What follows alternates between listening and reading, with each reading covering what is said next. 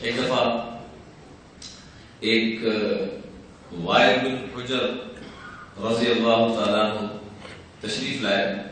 یہ سردار تھے اپنے علاقے کے. آپ نے ہی صلاۃ والسلام کو آ کر کے نئے مسلمان ہوئے کہ جی فلاں جگہ ہمارا قافلہ ٹھہرا ہوا ہے تو وہاں آپ کے لیے کچھ تحفے تحائف ہیں، تو کسی خادم کو بھیجیں کہ آ کے وہ تحفے تحائف وصول کر لیں. اب اندازہ کریں کہ کتنے ماننے والے یہ لوگ تھے. آپ نے حضرت معاویہ کو فرمایا اللہ ہمیں ہی ماننے کا یہ جذبہ اس کا ذرہ نصیب فرمائے. آپ نے فرمایا معاویہ جا کے ان سے وہ مال وصول کر لو، ان کے ساتھ یوں بیٹھے، ان کے ساتھ چلے. وہ اٹھے، جوتے اس طرف پڑے ہوئے تھے. ذرا دیکھیں فرما برداری کی انتہا. جوتے اس طرف پڑے ہوئے مثلا اس کھڑکی کے پاس، اور یہ یہاں بیٹھے ہوئے تھے ان کے ساتھ.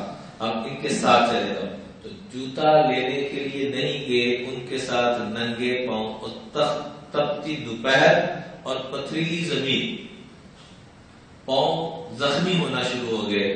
تو وہ جو وائل بن حجر نئے مسلمان تھے، ابھی وہ اپنی بادشاہت کا وہ سارا معاملہ، اپنی جو سرداری تھی، ان سے کہا کہ آپ گھوڑے پہ سوار ہیں، مجھے آپ اپنا جوتا دے دیں تاکہ میرے پاؤں زخمی ہو رہے ہیں. میں بادشاہ تو ایک غلام، میں تجھے کہاں سے اپنا جوتا دے دوں، تو اس قابل نہیں ہے.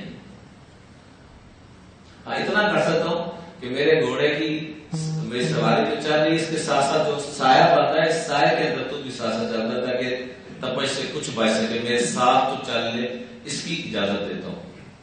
اللہ کی شان.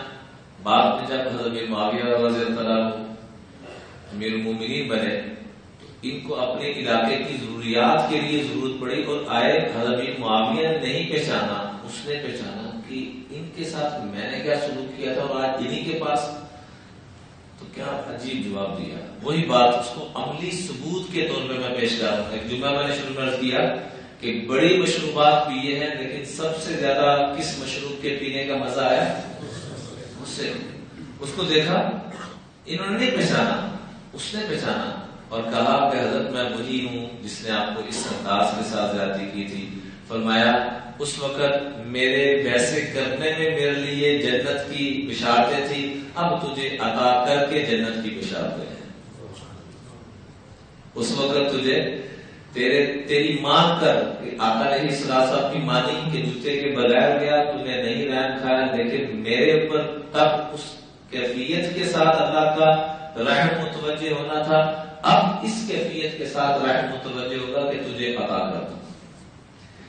یہ عملی تفسیر ہے اس بات کی جو میں نے آپ کو شروع میں عرض کی کہ یہ کیا فرمایا کرتے تھے کہ بڑے مشروب پیے ہیں. میں یہ بار بار جملہ کیوں لا رہا ہوں کہ شاید اللہ کرے مجھے بھی اس کی حقیقت نصیب ہو جائے، اس کا گزرا مجھے بھی نصیب ہو جائے، آپ کو بھی ہو جائے.